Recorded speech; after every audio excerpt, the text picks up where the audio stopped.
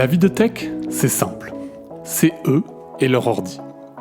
Tout est prévisible, sous contrôle. Non, ça, c'est ce qu'ils voudraient qu'on croie. Parce que la réalité, personne n'ose nous la raconter. Enfin, jusqu'à aujourd'hui. Dans Tronche de Tech, on va leur tirer les vers du nez. On va leur faire raconter leurs meilleures anecdotes. Les nuits où tout part en sucette et les bugs que personne ne comprend. Et puis, s'ils sont sympas, on les laissera peut-être se vanter de quelques réussites. Je m'appelle Mathieu Sanchez, je suis le CTO d'Akazi et je vous souhaite une excellente écoute.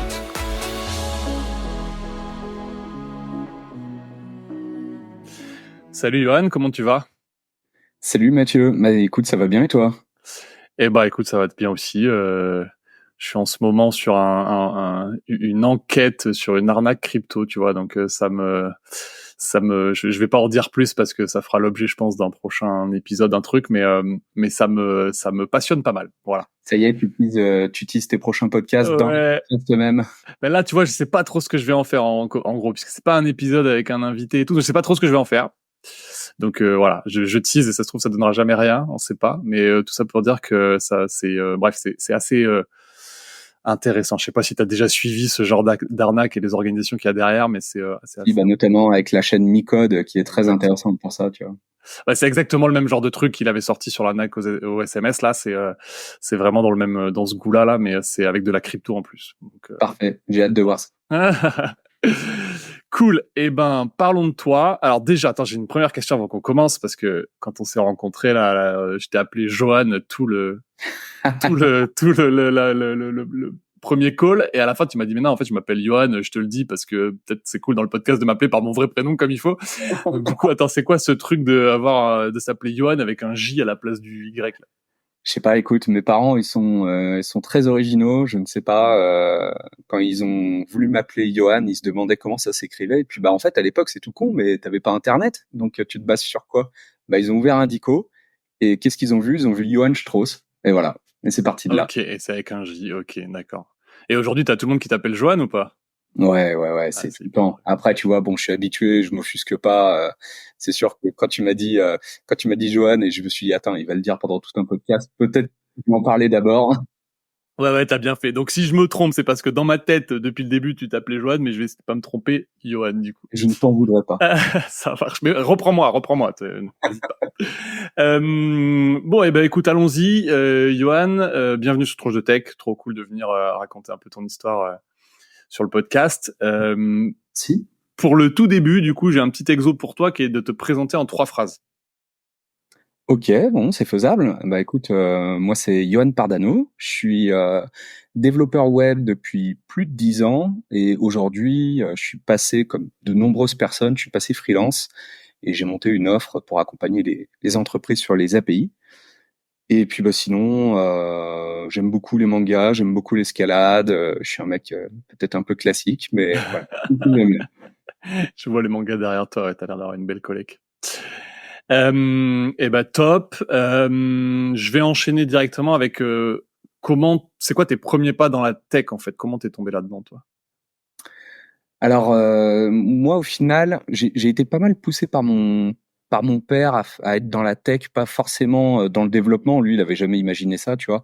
Mais j'ai toujours eu accès à un ordinateur quand j'étais jeune. J'ai toujours pu bidouiller, faire un peu ce que je voulais. Je me suis même déjà fait des petites frayeurs absurdes, tu vois, mais des frayeurs de quand t'es gosse, quoi. Genre quoi ? Et je sais pas, genre à un moment, on avait un Windows 3.1, ce qui est quand même assez rare pour quelqu'un de mon âge, parce que j'ai que 33 ans, tu vois, donc à l'époque, Windows 3.1 n'était plus trop présent, mais bon, on en avait un, c'était au bureau de mon père, et il se trouve que à un moment, je sais pas, j'ai quitté une fenêtre et j'avais l'impression d'avoir tout cassé. Je savais pas comment faire réapparaître cette fenêtre qui me permettait de lancer d'autres applications. Du coup, j'étais perdu. Ça m'a fait un peu peur et je suis allé dire à mon père, oh là là, papa, qu'est-ce que j'ai fait, tu vois. Bon, bref.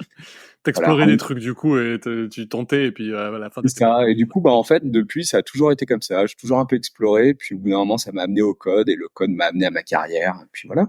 Ok, cool. Et tes parents, du coup, ils étaient pas forcément dans l'informatique, mais c'est quoi ? C'est ton Pas du père tout. qui pressentait que... Mon père était, parce que maintenant il est à la retraite, il était assureur. Il était assureur à son compte. Et du coup, il avait son propre local.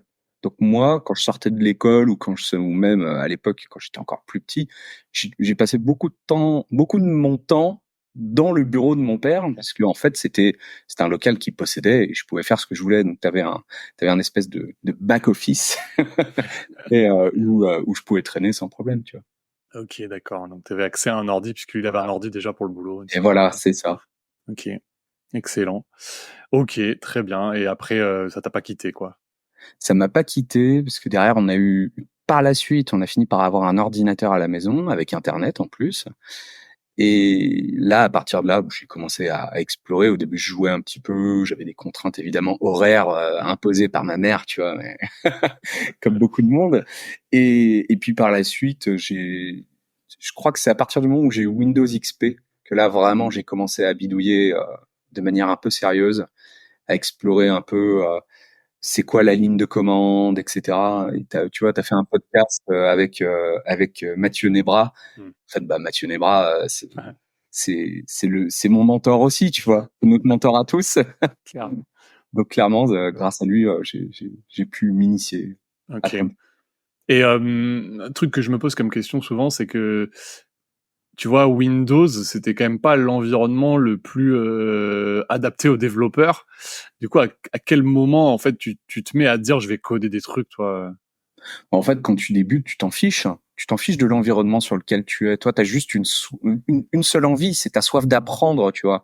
T'as que ça. Et tu te dis, bah, peu importe, je vais me débrouiller. Moi, pour moi, en plus, c'était même impensable. Pour moi, il n'y avait pas de monde en dehors de Windows. Ça n'existait pas. Donc, c'est vrai qu'à ce moment-là, moi, je me suis juste, comment dire, habitué à l'environnement, mais je savais même pas qu'il y avait autre chose, tu vois. C'était pas clair pour moi. Okay. Aujourd'hui, tu as accès à tout un tas d'infos, tout le monde, il y a énormément de développeurs qui utilisent Mac, j'en fais partie, tu vois. Mais à l'époque, tout le monde était sur Windows. Il y avait aucun sens d'être sur Mac, par exemple, parce que c'était que des personnes. C'était soit des personnes qui avaient beaucoup d'argent, donc des médecins, soit des artistes. Mais t'avais personne qui avait un Mac. Puis alors Linux desktop à cette époque, il y avait vraiment personne, tu vois. Et aujourd'hui, il y a pas grand monde non plus, mais il y en a quand même plus. À l'époque, il y avait rien. T'as essayé, avant, moi j'avais essayé de faire des dual boot, là. Non. Je pouvais démarrer mon ordi soit sous Windows, soit sous Linux pour voir un peu ce que ça. Ouais. Je me rappelle pas en avoir fait grand chose de Linux à l'époque. Non, bah c'est pareil. En soi, j'en ai pas fait énormément de choses, mais je me suis beaucoup amusé en tout cas. Tu vois, j'ai essayé plein de trucs et c'était sympa. Mais au final, là où j'ai le plus appris à utiliser un système Unix, c'est avec Mac. Et derrière, ça m'a amené aussi, tu vois, avec Docker et tout, ça m'a amené à beaucoup plus utiliser des systèmes Linux dans ce cas-là. Mais avant ça, le dual boot, j'en avais pas fait grand-chose parce que moi, au final, j'étais un joueur. Ouais. J'étais un gros joueur PC quand j'étais adolescent et bah à ce moment-là, tu Ouais, reviens sur au Linux, Windows. il y avait pas grand chose en termes de jeu, ouais, Il y clairement. a rien. Maintenant, tu as des jeux sur Linux. T'as le Steam Deck qui tourne sur Linux, tu vois. Ouais. Donc ça c'est incroyable. Tu sens que même déjà avant, il y avait beaucoup de jeux qui tournaient sur Linux grâce à des game engines comme Unity, Unreal et tout. Unreal, non, je sais pas s'ils tournent sur Linux, j'en sais rien. Mais Unity, c'est sûr. Okay. Et c'est vrai que ça a permis de démocratiser un petit peu le jeu Linux, mais c'est encore très léger, parce que même si ton moteur il tourne sur Linux, derrière, il y a toujours le passage de bon bah maintenant il faut packager l'application, il faut la mettre à dispo, comment je la distribue, comment est-ce que je vérifie, il y a plein de choses quoi. Ouais, non, c'est clair. C'est un marché qui est peut-être plus petit, je sais pas exactement. Ok, cool. Est-ce que tu peux me parler de ton pire souvenir pro?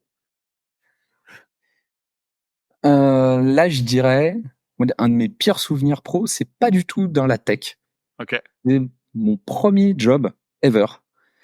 Et donc, comme beaucoup de gens, j'ai bossé au McDo pour pouvoir payer mes études. Enfin, payer mes études, c'était plus pour me payer ma vie d'à côté, tu vois. Okay. Et premier jour, donc j'avais 18 ans, premier travail, premier jour, à l'air friteuse, en mode je charbonne, je comprends rien à ce que je fais, je suis lent, je suis nul, tu vois. J'ai jamais fait ça de ma vie, et en plus j'ai jamais bossé de ma vie. Et là, je me fais incendier par deux personnes spécifiques de l'équipe. Okay. Je me souviens même plus de leur nom, donc tu vois, je peux même pas les balancer. Non, vas-y, c'était pas des mauvaises personnes, tu vois, mais clairement, je tenais pas le rythme et je me suis, j'ai en fait trop de stress, trop de pression. Et à un moment, je me suis énervé, je les ai insultés. Et bah, évidemment, tu te doutes bien, ça s'est pas bien passé. Donc convocation chez le manager, discussion. Après, le manager était assez compréhensif. Que bah voilà, c'est pas Ouais. facile quand c'est ton premier job, mais le soir, je rentre chez moi, je suis en larmes, je dis à mon père, non, mais je veux plus y retourner, c'est mort. Il m'a dit, mais tu vas y retourner, mon gars. Et tu y es retourné, t'as fait Comme le, t'as ça, fait bah, le. j'y suis retourné et j'ai passé les 2 premiers mois étaient très désagréables parce qu'au final j'y suis resté 2 ans, tu vois. Et les Ouais. 2 premiers mois étaient très désagréables, mais très formateurs. Par contre, je me suis ressorti avec, je vais pas dire avec une expérience de la frite, tu vois. J'en suis ressorti avec vraiment une capacité à gérer le stress qui était un peu différente, tu vois. Ouais. Parce que c'est très timé, en fait, c'est vraiment sous pression, t'es en flux tendu tout le temps, c'est ça?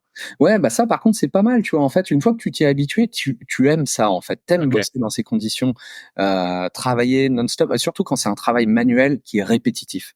En Ok. fait, à ce moment-là, t'enchaînes. Si en plus il y a de l'activité, ah là là, mais en fait, tu vois, il y a une petite dose d'adrénaline qui monte. Mhm. Et là, tu te dis, bah allez, bam, mais bon, t'as pas envie de faire ça toute ta vie parce que bah, Non. t'es sous-payé, tu vois. Ouais. Mais c'est formateur, ouais. Ah, mais T'as je vois, ça devient presque une chorégraphie, en fait, quand ça va Ouais, vite, c'est ça, tu c'est vois. ça. Et puis en plus, quand t'as des équipes, parce que tu travailles pas tout seul, hein, Ouais. et quand t'as des équipiers, parce que pour te donner un exemple, si t'as jamais bossé là-bas, moi je peux te le dire, dans les cuisines, en fait, t'as quelqu'un qui va s'occuper des pains, l'autre des sauces, l'autre de faire la cuisson des viandes. Enfin, ça varie un peu, tu vois. Alors Ok. moi en plus, ça c'est, je te dis tout ça, mes infos elles datent d'il y a 15 ans, tu vois. Ça a changé, ça a changé. Et du coup, donc, t'avais pas de formation, ils te mettent direct dans le grand bain, ton premier jour, c'est vas-y, fais la friteuse alors qu'on t'a rien expliqué, c'est ça? Ou comment c'est? Ouais, c'est ça en fait. T'as pas le choix. C'est un boulot sur lequel t'apprends sur le tas. Ok. Apprends sur le tas. Donc il te brief un petit peu. T'as un petit onboarding. On t'explique 2, 3 choses et tout. Mais il y a un moment en fait, faut mettre les mains dans le cambouis, tu vois. Enfin, Ouais. si j'ose dire. Mais et voilà, faut y aller quoi. C'est tout. Ouais, ok. Ok. Ah bah écoute, ouais. Souvenir, c'est marrant que ça soit pas dans la tech, ton pire souvenir, tant mieux Non, pour la ouais, tech. au final, mais c'est pas grave, tu vois. C'est passé et il y a plus. Ouais. Je, je ne suis pas cassé à cause de ça. Ah ouais, oui, c'est ça. T'as pas dit le monde du travail est forcément un enfer. Ok pour ce souvenir chez McDo. On leur fait un petit peu de pub au passage. Euh, est-ce que, est-ce que si je te dis une expérience marquante de ta carrière, du coup, dans le monde de la tech, il y a quoi qui te vient en tête? Une expérience marquante. Qu'est-ce que chez Ouais, mais je pense que la plus adaptée au final, c'est chez Batch, tu vois. J'ai appris en fait, comment dire? Batch, tu peux expliquer peut-être? Ah oui, c'est vrai. Parce qu'il faudrait recommencer. Donc une de mes expériences s'est faite chez Batch et Batch en fait Ok. c'est une société qui pour ceux qui en ont déjà entendu parler, c'est une société qui s'appelait App Gratis avant et qui s'est fait tège de Ah l'App oui, ça me. Store. Tout le monde en a parlé à l'époque. Il y a même comment elle s'appelle la ministre du numérique de l'époque, Fleur quelque chose, tu vois. Pèlerin, non, c'est ça? Ouais. Ouais, Fleur Pellerin qui était venue visiter les bureaux d'App Gratis et tout parce qu'en fait à l'époque c'était inadmissible, c'était une petite pépite française qui s'était faite qui s'était retrouvée dans le collimateur du méchant Apple Il et faisait quoi, voilà. du coup, App gratis, si tu peux rappeler? App Gratis, ouais, bah alors du coup je reviens. Alors moi j'étais pas chez App Gratis, mais par contre l'histoire je l'ai Ouais. beaucoup entendue. Et App Gratis en gros c'était une application sur laquelle tu pouvais te rendre tous les jours et à chaque fois tu avais une application gratuite disponible tous les jours via cette app. Et bah du coup il y avait des entreprises qui payaient très cher pour se faire de la pub sur App Gratis parce que c'était un bon moyen en fait de mettre en avant ta propre application. Et Apple n'a pas très bien vu ça. En gros, ils aimaient pas trop le fait qu'il y ait un second store, un store alternatif, tu vois, qui existe. Et donc, un jour, ils ont coupé les ponts du jour au lendemain. Et mais bon, après, là, pour cette histoire, c'est pas moi qui la racontera le mieux. C'est plutôt Simon Davila, qui est le CEO de l'entreprise et qui lui a vécu ça, tu vois. Et moi, par la suite, du coup, j'ai rejoint Batch parce qu'à ce moment-là, ils ont pivoté. C'est d'ailleurs très fort. Il faut le noter. C'est une entreprise qui a réussi son pivot en fait. Ils se sont retrouvés dans une panade pas possible et ils ont réussi à pivoter sur un produit en fait qui était l'envoi de notifications sur mobile. Et la raison, au final, elle est très simple. C'est juste que eux, chez AppGratis, ils utilisaient déjà ça. Donc, ils avaient créé ce produit. Ils n'avaient plus qu'à le rendre accessible à tous. Ils ont créé un Et, sous-produit qu'ils ont sassifié, en fait. En gros, c'est ça, ça en que fait, j'entends dire. t'as d'autres entreprises qui fonctionnent comme ça, tu vois. Il y a l'entreprise Banking, par exemple, c'est une app qui te permet de Ouais, regrouper toutes tes banques dans une seule interface. Et ben eux, ils ont créé une société qui s'appelle Bridge, et c'est une API, c'est ouais, de l'API first, et c'est une API ouais, qui peut être connectée à plein de banques. Bon, bref. on utilise chez Akazi, donc je Ah connais. bah voilà, donc toi, je t'apprends rien, mais au moins ceux qui nous écoutent le savent. Et donc, bah, Batch, je les ai rejoints. Et moi, la raison pour laquelle je les avais rejoints, c'est déjà, ça avait l'air cool. D'autre part, j'avais un pote qui y travaillait, donc raison de plus. Et en plus de ça, je cherchais une boîte où je pouvais grandir au niveau du travail en équipe. Parce Ok. que moi, jusqu'à présent, j'avais pas. Donc ça, c'était en 2018. Moi, jusqu'à présent, j'avais eu une expérience de dev web très centrée sur moi-même. Mais en freelance ou pas du tout? Pas du tout, pas du tout. C'est juste qu'en fait, j'ai été dans des toutes petites sociétés Ok. où en fait, quand t'es un peu, t'es un peu quasiment le seul dev, et du coup, t'es un peu le lead dev, pas le lead, t'es pas du tout le lead du tout, Ouais, hein. ouais, Mais tu y ouais. crois à ce moment-là. Quand t'es encore un peu jeune et tout, tu te dis, ouais, je suis tout seul, je lead l'équipe, mais en fait, tu lead que dalle, t'es tout seul, tu vois. Tu fais ce que tu veux, on va dire. Voilà. Et du coup, bah, l'expérience la plus marquante, au final, pour moi, c'est Batch, où j'ai vraiment appris. Bah, déjà, j'y suis resté 5 ans, donc c'est vraiment ma plus longue expérience en tant que salarié. Ok. Et j'ai appris énormément de choses dans le travail en équipe, chose que je savais pas du tout faire avant. Et d'ailleurs, ça se voyait bien, parce que quand je suis arrivé dans l'entreprise au début, Et qu'est-ce que, du coup, c'est comme- concrètement, qu'est-ce que ça a changé pour toi, en fait? Qu'est-ce qui a été des vrais apprentissages? bah, il y a un espèce de déclic, c'est qu'en fait, quand tu travailles, tu travailles pas juste pour toi, tu travailles pas juste pour shipper la feature, tu travailles avec les autres pour apprendre, bah, déjà, t'acceptes en fait, parce que je vois aujourd'hui beaucoup de développeurs, et je les comprends, je suis passé par là. Je vois beaucoup de développeurs qui disent non, mais il y a qu'une seule manière de faire, il faut coder comme ça, il y a le TDD, il y a la clean archi, et tu vois, et il y en a, ils veulent pas en démordre. Et j'entends, tu vois, il y a pas de problème, c'est des patterns qui sont magnifiques, mais il y a un moment, bah en fait, il faut savoir t'adapter aussi à l'environnement dans lequel tu es. Et si dans l'environnement, il y a personne qui fait de la cleanarchie, bah, tu fais pas de la cleanarchie, tu vois. Parce que ça marche pas. Ou alors tu essayes de l'amener, mais en discutant avec les autres, tu le fais pas tout Ouais. seul. Et moi, à l'époque, j'étais convaincu qu'il y avait qu'une solution, que mes choix étaient les bons, etc.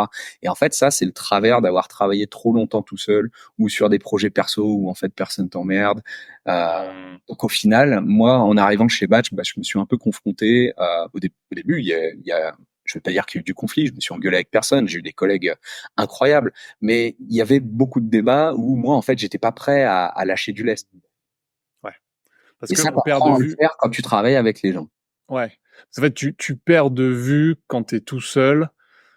Enfin, même des fois quand t'es en équipe, hein, mais tu perds de vue la différence entre bonne pratique et préférence perso aussi. Qui est, Ouais, c'est ça. En fait, tu deviens un ayatollah d'une pratique parce qu'en fait, toi, tu l'apprécies, tu as déjà réussi à la mettre en place, mais en fait, tu la il y a pas maîtrises de souci, aussi, ça se trouve à peut-être. la mettre en place tout seul, mais en équipe, est-ce que c'est possible? Tu vois, on ne sait pas. Mm, mm. Ouais, ouais, non, mais je suis assez d'accord avec ça. Et c'est vrai que, ouais, le truc que tu disais aussi qui est intéressant, c'est sur la partie comment euh, mettre en place des bonnes pratiques dans une équipe qui en a pas forcément ou changer certaines pratiques.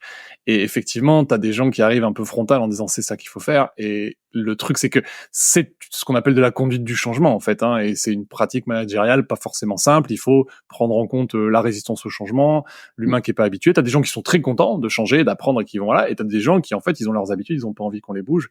Et tu dois t'adapter à ça. Et je pense que ça fait partie du travail de lead, en fait. En tout cas, de ce qu'on appelle lead dev Ouais. versus les lead tech. Tu vois, un lead dev a aussi ce rôle de emmener l'équipe et avec chacun sa personnalité, son histoire et voilà. Et ça, c'est un truc qui est difficile parce que nous, on aime bien, tu vois, on aime bien l'ordinateur, ses lignes de code, tout ce qui est un peu prévisible et tout. Et l'humain est quand même beaucoup plus complexe. Ah ben non, mais c'est clair. Et puis en plus, pour un gonze ou une personne, tu vois, parce que une développeuse aussi, pourquoi pas. Euh, pour une personne en fait qui apprécie la cleanarchie, t'en as une autre en fait qui la déteste ou qui la comprend Mhm. pas ou qui se dit c'est trop complexe, j'ai pas envie de le faire. À tort sûrement, tu vois. Mais il faut prendre tous ces caractères en compte. Une équipe, au final, c'est comme tu l'as dit, c'est des humains. Et en fait, il faut faire avec le caractère humain. Et ça, moi, c'est ce que j'ai découvert, c'est au fil de ces années, tu vois. Cool, ok. J'avais une question qui m'est venue et elle m'est sortie de l'esprit. Aïe. C'est pas grave, ça me reviendra peut-être après. Ok, travail en équipe. Est-ce que tu peux me raconter le pire truc que tu aies codé? Bah, tu vois, justement, je parlais justement du travail en équipe, donc ça tombe très bien. Quand je suis arrivé chez Batch, aucune expérience en équipe, ou très peu, tu vois, très très faible.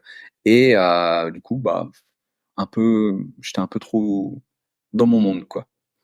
Et je m'adapte très peu aux situations qui ne me conviennent pas. Et j'arrive chez Batch, et pourtant j'étais arrivé avec cette envie d'apprendre à travailler en équipe, hein. Mais on change pas comme ça du jour au lendemain.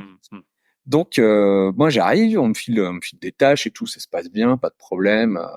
Et à un moment, on me file une tâche un peu plus importante. Donc cette tâche, en fait, c'était refondre le système d'authentification chez Batch. En gros, Batch, eux, à l'époque, ils avaient, je pense pas trahir un secret de toute façon, parce ils ont tué le produit, mais ils avaient deux produits. Ils avaient Batch, l'envoi de notifs, et ils avaient un autre produit, Insights. Je ne reviens pas dessus, ça Ok. c'est pas utile. L'important, c'est qu'ils avaient deux produits, et du coup, ils avaient une seule plateforme d'authentification commune entre les deux. C'était malin, tu vois. Mais en fait, un jour, ils ont tué Insight. Et du coup, tu te retrouves avec une plateforme d'authentification qui est déportée du produit principal et même unique, du coup. Ouais. Et c'est pas pratique. Ouais. Donc, à ce moment-là, on a voulu fusionner les deux. Et puis, en plus, au passage, on a voulu faire plein d'autres choses en même temps. Il faut savoir qu'à l'époque, Batch, si moi je me cherchais, Batch se cherchait un peu aussi. Par exemple, il n'y avait pas du tout de vraie équipe produit. La personne qui gérait le produit, c'était Antoine Guénard, qui est toujours présent, un fondateur, un des fondateurs de Batch. Et lui, du coup, il gérait le produit. Il avait une vision dessus. Il n'avait pas forcément le temps de s'occuper de ça tout le temps. Tu vois, il avait CTPO. Et à ce moment-là, bah, on te mettait sur un projet et toi, en tant que développeur, tu étais un peu obligé aussi de mettre un peu la main à la pâte pour tout ce qui est produit. Ouais. Et bah, cette refonte d'authentification, du coup, moi j'ai eu 100 000 idées parce que bah en fait t'es développeur et quand t'es développeur, t'as envie d'over-engineer le truc comme pas possible parce que tu te dis ah mais ça serait trop bien de pouvoir faire ça, de pouvoir faire ça, de pouvoir faire ça. Et en fait, bah, c'est ce que j'ai fait. Du coup, Ouais. je suis arrivé dans la boîte, j'ai fait quoi? J'ai passé 10 mois tout seul sur un projet. Bien appris de travail en équipe, ouais. Voilà, donc le pire truc que j'ai pu faire, ouais, je pense que c'est ça. Tu vois, en fin de compte, le code était pas dégueulasse à la fin, même s'il y a Ouais. encore des travers qui, malheureusement, je suis désolé pour mes anciens collègues, mais il reste encore des trucs. Le code était pas affreux, mais c'est juste qu'en fait, il y a un over-engineering qui est Ouais. intense, quoi. Ouais. Et je suis reparti de quand j'ai quitté cette entreprise, dis-toi que j'ai quand même fait un doc de plusieurs pages pour expliquer comment fonctionne le système d'authentification Ouais. dans le détail, tu vois. Ouais. Parce que je me suis dit, mais en fait, il y avait que moi qui avait concrètement, qui avait réellement touché Ouais. dans les moindres recoins et il fallait l'expliquer, tu vois. Je pouvais pas les Ça, laisser. c'était tes débuts. T'as dit que t'étais resté 5 ans, donc 5 ans. 4 ans, pendant 4 ans après, t'as dû faire une doc parce qu'il y avait personne qui maîtrisait assez ce Pendant truc-là. 4 ans, je l'ai fait juste à la fin, au départ, tu vois, parce que Ouais, ouais, ouais. Ah avant oui, les gens d'accord. au pire me posaient des questions et je Oui, répondais oui, c'est ça. Ouais, ok. et je faisais un tour du code interactif et tout. Mais là, en Ouais. fait, vu que je suis parti, je peux plus. Oui, parce que je veux dire, c'est Et que tu vois, pendant ces 4 ans, si le système avait été régulièrement modifié, etc., machin, tu aurais la compétence qui aurait été transmise, tu vois. Je veux dire, c'est quand même beaucoup, bah, tu il a vois. été modifié, tu vois, mais pas non plus. Disons qu'il y a eu des modifications. T'as pas envie de tout bazarder. Au final, Ouais, c'est là, point. Tu fais avec. Et, euh, en fin de compte, le système il marche bien. Tu vois, franchement, ouais, je suis pas ouais. déçu de mon travail là-dessus. Par contre, je suis déçu de ma vision sur le sujet parce que j'y suis allé, mais Et comme un personne t'a mec dit, qui a parce envie que d'en faire trop. moi, ce qui me frappe, c'est 10 mois, tu vois. 10 mois tout seul sur un truc, bon, l'authentification, c'est pas comme si c'était le système le plus innovant du monde, tu vois. On en a fait, on D'accord. connaît, il y en a plein. On est Il y a d'accord. personne qui te tire une alarme, en fait, en disant, attends, ça fait 10 mois que t'es... Bah, tu vois, genre les 3 4 premiers mois, pas trop de problèmes, ça allait. Et puis en fait, à ce moment-là, tu vois, nous on n'avait pas de délit, on n'avait rien. Quand je te disais que Batch se cherchait, tu vois, il y avait pas Pas de de réunion, il y besoin. avait pas de réunion d'équipe et tout, ouais. Non, non, non. Donc en fait, pour se faire un suivi de l'avancée du projet, bah il y avait que moi en fait qui pouvait donner des infos. Sauf que je les donnais pas, on me les demandait pas. Donc tu vois, travailler en équipe là, il y avait il y avait un gros Ouais, problème. Et au final, j'ai produit un truc complètement infernal. Et puis au bout d'un moment, il y a effectivement mes collègues qui m'ont dit bon, t'as besoin d'aide ou autre. Non, non, non, ça va, tu vois. Et, euh, et puis à un moment, oui, il y a eu une sonnette d'alarme qui a été tirée parce qu'en fait, il fallait agir. Et là, à ce moment-là, on a recruté. Alors ça coïncidait, mais au bout des 10 mois, on a recruté justement notre premier product manager. Et D'accord. sa première mission, le pauvre, ça a été de m'aider à, à unscope énormément de Ouais, ok. fonctionnalités sur ce truc pour arriver à un résultat, arriver à shipper en fait la Ouais, quelque fonctionnalité, chose quoi. de concret. Ouais, Ouais. ok, ok. Et même si Ok, j'ai trouvé ça désagréable sur l'instant, ça m'a fait énormément de bien parce qu'au final, j'ai pu quitter ce ouais, projet, m'investir sur d'autres et apprendre énormément de choses. ouais. Ouais, puis tu parlais de Mathieu Nebra tout à l'heure, hein, le truc qu'il Ouais. disait dans l'épisode, c'était aussi cette capacité qu'on n'a pas toujours à apprendre à sortir des choses, à faire moins de choses en fait pour aller à l'essentiel et puis voilà, et puis le mettre devant les gens, l'utiliser et avoir du vrai feedback utilisateur, quoi.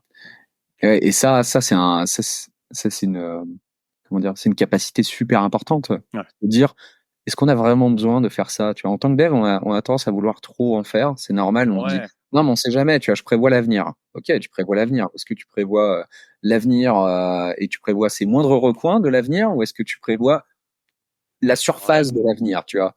Et en fait, il faudrait qu'on arrive à faire ça. Mais c'est super dur en vrai, hein. C'est ouais. extrêmement difficile. De savoir où s'arrêter, de savoir où s'arrêter. Non, mais après, ce qu'on te Et- dit, c'est justement normalement de faire un petit peu le strict minimum du besoin et que Mm, ton code soit suffisamment flexible pour quel que soit entre guillemets l'avenir, quel que soit, bien sûr, je mets des guillemets, hein, on est mm. d'accord que des fois, mais que tu puisses en tout cas avoir le truc le plus flexible possible pour que demain ton code soit extensible. En fait, si tu vas y avoir des changements, comment on fait pour que tu n'aies pas tout à refaire quand il y a le moindre changement? C'est pas. C'est ça. Donc ouais, mais c'est difficile. Est-ce que du coup, donc là tu m'as dit le pire truc. Maintenant, raconte-nous le meilleur truc que tu as codé. Moi, le meilleur truc, là, franchement, j'ai zéro doute. Ouais. Est-ce que c'était le meilleur dans le sens le plus beau que j'ai codé? Non, c'est sûr. Par contre, est-ce que c'est celui qui m'a fait le plus connaître? Oui. En fait, quand quand le Covid est arrivé, le premier confinement, Ouais. et tous se retrouvaient enfermés chez nous et donc quoi, on s'est retrouvés enfermés chez nous, je crois, le mardi et le jour précédent ou même le mardi même, je sais plus, le gouvernement avait mis en place ce système d'attestation. De Donc sortie, la c'était maison. Ouais. les attestations pour pouvoir sortir de chez toi, notamment faire tes courses. Ok. Donc bah, on en avait tous besoin au final. Et même si on n'avait pas trop envie de sortir de chez nous quand même parfois. Mais moi, je sais que j'étais un peu flippé au tout début. Et cette attestation, bah, c'est pénible. En fait, déjà, moi, j'avais pas d'imprimante, comme beaucoup de monde. Mhm. Et à l'époque, le gouvernement te disait, bah, c'est pas grave, hein, vous recopiez tout ce qui est écrit sur le document sur une feuille papier. Mais attends, t'as vu la quantité de texte qu'il y a? Mais c'est mort, mon gars, je fais pas ça. Et à ce moment-là, je me suis dit, mais attends, vas-y, je peux faire un outil qui peut simplifier les choses. Donc, j'ai créé un générateur d'attestation. Donc, en gros, le principe était super simple. Tu arrivais sur une page web que j'avais créée. Dans le formulaire, tu rentrais les infos essentielles, nom, prénom, etc., l'adresse. Et tu avais un petit carré. Alors, pour ça, j'ai utilisé un projet open source. Merci l'open source d'être là, tu vois. J'ai utilisé un projet open source qui, en fait, t'affiche une petite case où, en fait, tu peux dessiner dedans. Donc, en fait, ce qui était... alors, sur un ordi, c'est infâme, mais la plupart des gens, au final, s'en servaient sur le téléphone. Dans ce cas-là, Ouais. signer, c'est super pratique. Ok. Et à la fin, ça te générait un PDF. Ok. Alors moi, du coup, je code ça, je suis content. J'ai fait ça en plus, mais tu vois, j'ai tendance à over-engineer, moins maintenant, moins. Mais Ouais. à l'époque, j'avais tendance à beaucoup over-engineer, et je crois que c'est le projet où j'ai le moins over-engineer. En gros, Ok. j'ai fait un POC, tu vois. Et, Ouais. et je suis fier de ça, parce qu'en fait, le truc, je l'ai codé avec Bootstrap, c'était dégueulasse. Il y avait aucun système de compilation ou autre. Mais d'ailleurs, j'ai bien fait, franchement, hein. C'était Hmm. très efficace, tu vois. Et le truc était moche, mais il fonctionnait.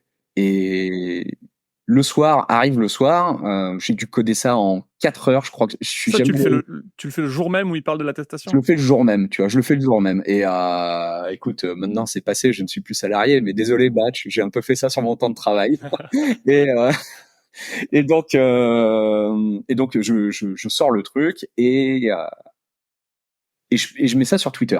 Et moi, j'ai un petit compte Twitter, tu vois. D'ailleurs, Et donc, attends, t'avais fait un site internet, tu l'avais pas juste fait pour toi. Tu t'es dit direct, je vais quand même le ouais. donner à d'autres gens, ça peut être Et puis alors, intéressant. je l'ai vraiment lâché en mode, on sait jamais, ça peut servir à d'autres gens, tu vois. Ouais. Mais tranquille, vraiment pas de pression et tout. Je me suis dit, ça peut être cool, ça peut servir aux potes, par exemple.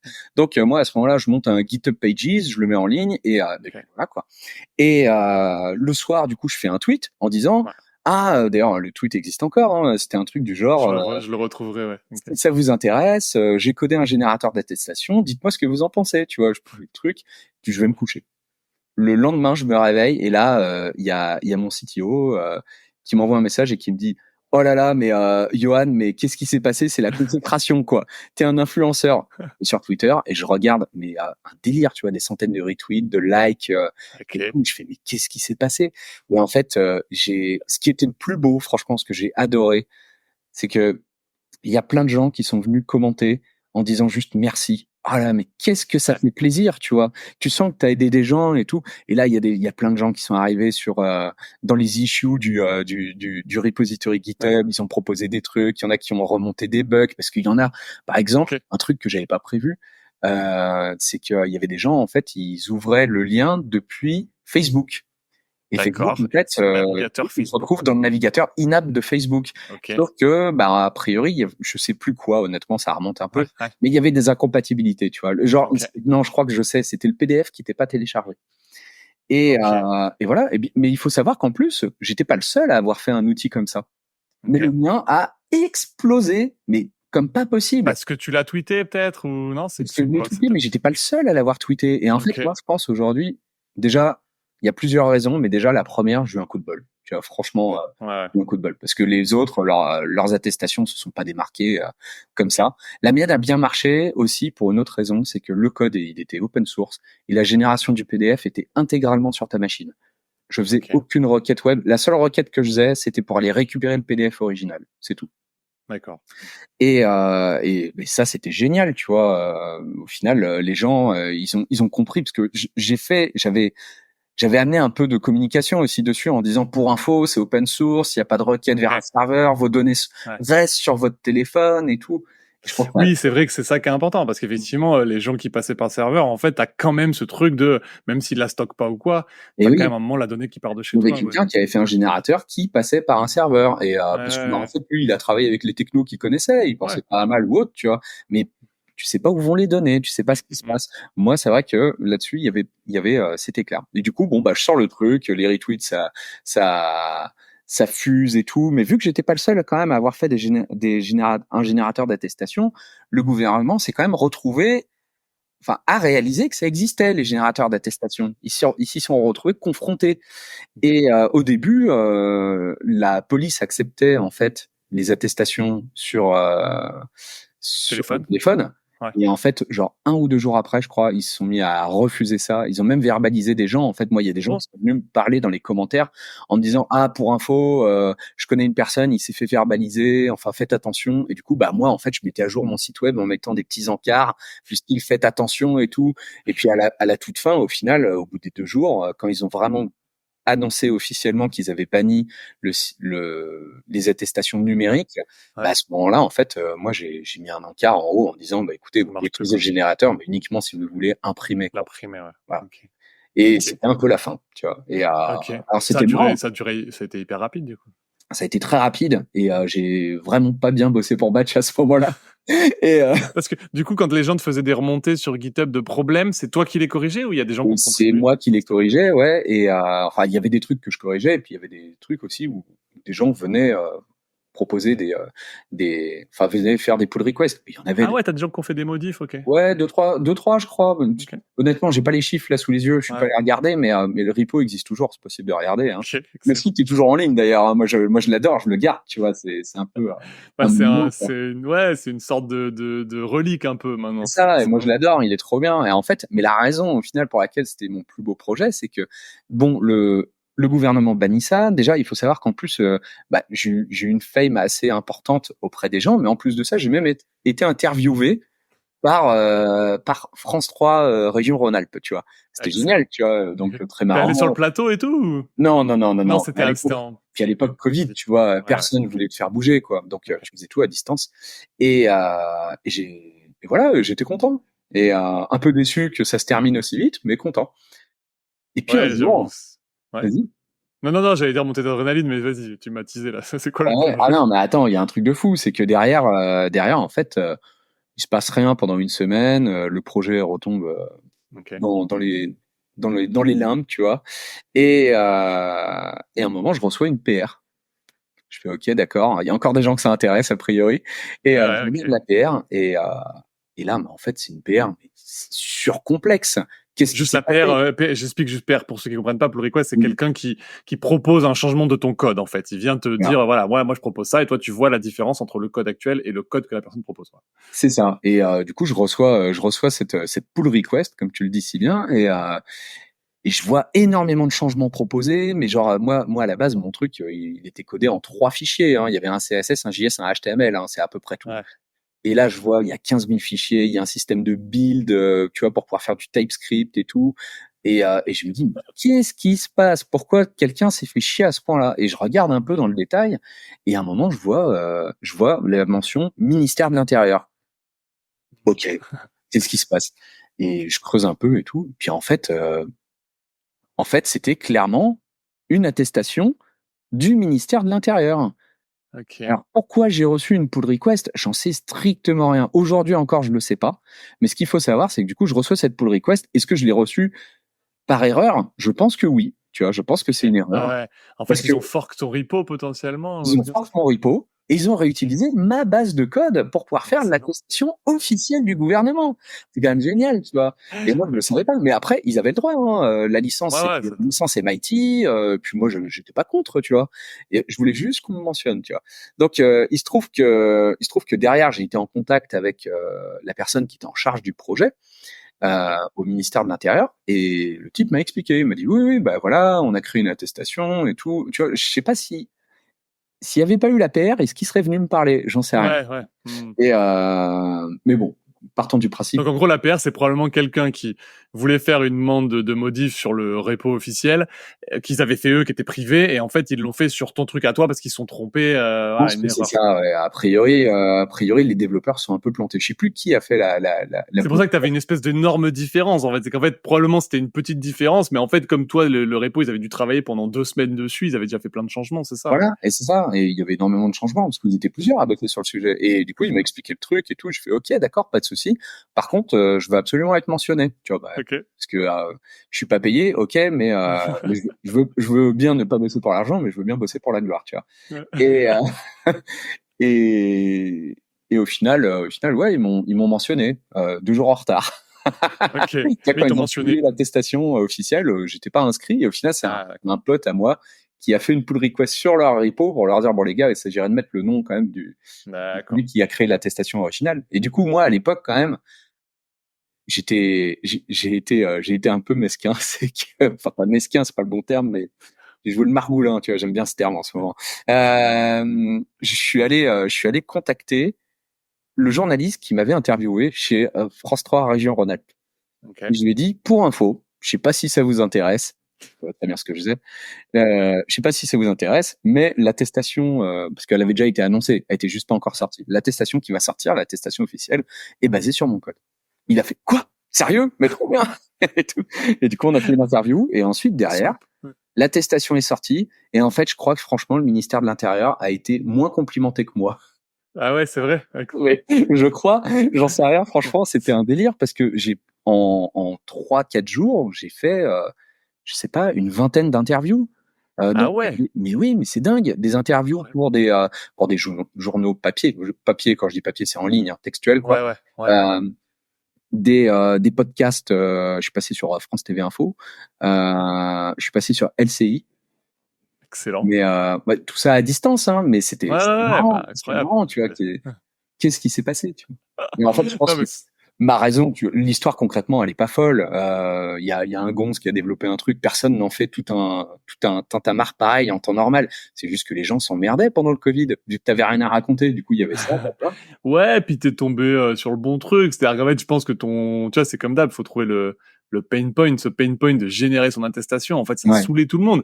Donc les gens, ils étaient trop contents de ça. Et après, le rebondissement, en fait, le gouvernement l'interdit, puis le refait en repartant de ton code, c'est quand même rigolo, tu vois. Donc je pense que, ouais, bref, c'est des histoires marrantes à raconter. Donc. Non, mais c'était une histoire dingue. Mais c'est vrai que, comme tu dis, le pain point, il est très intéressant. Je crois qu'en fait, j'ai jamais réussi à aussi bien adresser un pain point, parce qu'en fait, là, aujourd'hui, maintenant que j'ai monté une offre un peu spécifique et tout, moi, je me suis posé beaucoup la question en tant qu'entrepreneur maintenant de c'est quoi les problèmes de mes clients? Comment est-ce que je les adresse? Comment est-ce que je les résous, tu vois?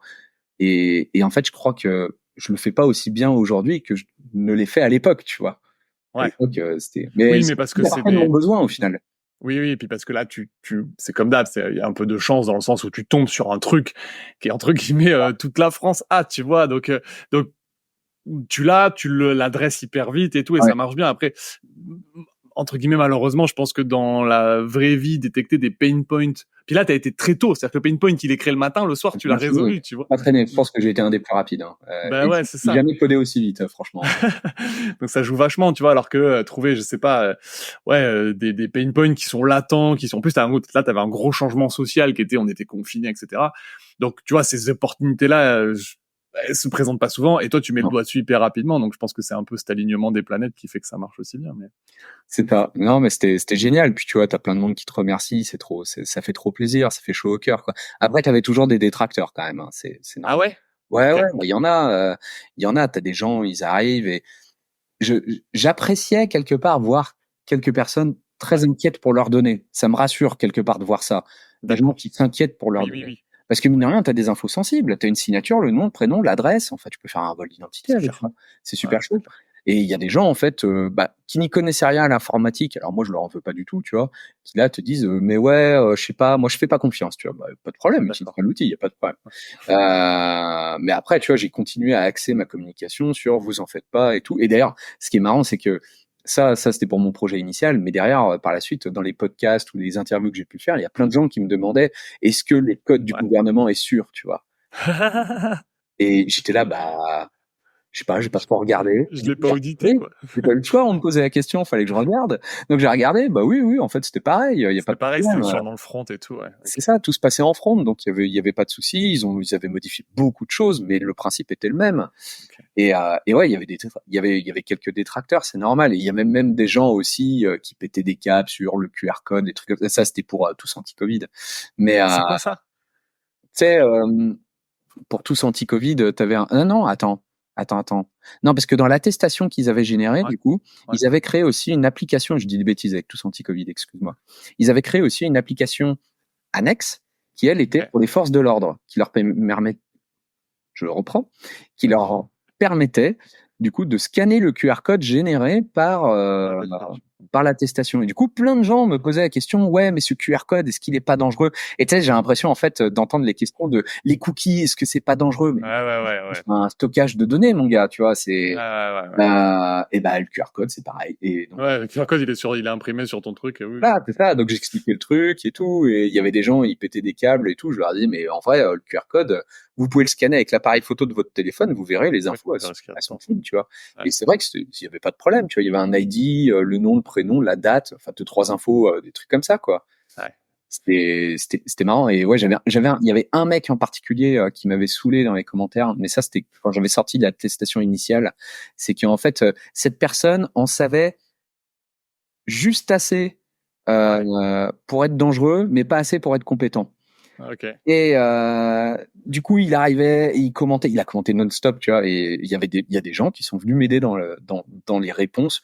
Il commentait quoi, sur GitHub ou Non, il commentait sur Twitter, excuse-moi. Sur Twitter. Il commentait sur Twitter et il disait ouais, mais moi je vois, il y a des requêtes qui partent et tout. Et en fait, la seule requête qu'il voyait partir, c'était pour récupérer le PDF original. Tu vois. Mais le mec, en fait, il a vu une requête, et il n'a pas cherché loin. Mais tu sais qu'en plus. Je sais pas si t'as déjà regardé, mais des fois, t'as des requêtes qui sont faites par les extensions que t'installes dans ton navigateur aussi. Ouais. Donc t'as l'impression que les requêtes, elles partent de ton site, mais en fait, pas du tout. Donc, non, donc le mec, je pense qu'il s'inquiète plus pour le site que moi j'avais fait, qui était open source et tout, que pour les centaines d'extensions qu'il a d'installer. Bon, bref, mais okay. Ça, c'est pas grave, tu vois. Il y a des gens en plus qui sont trop choupis, qui m'ont aidé à lui répondre et tout, et à le calmer un peu, parce que le mec est hystérique. Ouais. Non, mais des fois, c'est ça, c'est vraiment le concept de haters, en fait. C'est des gens qui, en fait, ils ont une certaine jalousie aussi du succès que t'as, et du coup, ils veulent le Ouais, descendre je sais pas, sur ou toi, tu vois. le mec était parano, tu vois, je sais pas, mais c'est pas grave. Ouais, mais parano, pourquoi? Je veux dire, il te connaît pas. Je veux dire, bref, les Ouais, gens ouais. jugent tes intentions des fois sans du tout te connaître. Moi, j'ai déjà vu des trucs comme ça, tu sais, qui m'avaient fait rigoler. Attends, c'était quoi l'histoire? J'avais vu des gens descendre Doctolib. Pourquoi, en fait? Ils descendaient Doctolib en disant qu'en gros, je sais plus ce que c'était l'histoire. Bah, faudrait que je retrouve, mais une histoire de, tu vois, de Google Ads en fait. Donc ils avaient installé une extension Oui. marketing et ils expliquaient que et donc c'est effectivement un truc qu'ils avaient retiré très vite.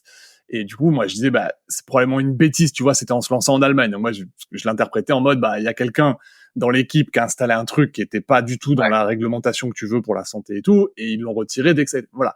Mais t'avais des gens qui disaient qu'en fait c'était intentionnel, qui collectaient la data, qui la vendaient à Google, etc. Tu sais, j'essaie d'expliquer, mais en fait le principe avec Google Ads, c'est Google Ads qui se fait de l'argent, c'est pas Doctolib qui vend de la data, c'est en fait c'est l'inverse, c'est Google Après, que tu payes. ouais, c'est vrai. Non mais Après, tu peux envoyer de la donnée à Google aussi pour les aider oui, à mais cibler. Mais bon, c'est vrai que c'est, t'es pas rémunéré pour. non, tu l'es pas. Tu vois, t'es pas rémunéré pour, tu Non, mais envoies pour c'est cibler et puis eux ils te le bizarre. revendent derrière. Donc bref, donc des fois les gens, tu vois, ont envie aussi qu'il y ait des grands méchants et il y en a peut-être, hein, Il y en a, il mais y en a. On a toujours vu des fuites improbables de données où en fait tu dis mais attends, mais les deux là ils ouais, étaient de concert, c'est bizarre quand même, tu vois. Et on apprend des trucs. C'est comme il y avait eu cette fois, moi tu vois, j'ai un iPhone et j'ai tendance à croire un peu mmh, en cet argument de vie privée d'Apple, mais il y a quand même des cas où franchement ils nous prennent un peu ouais, pour des cons.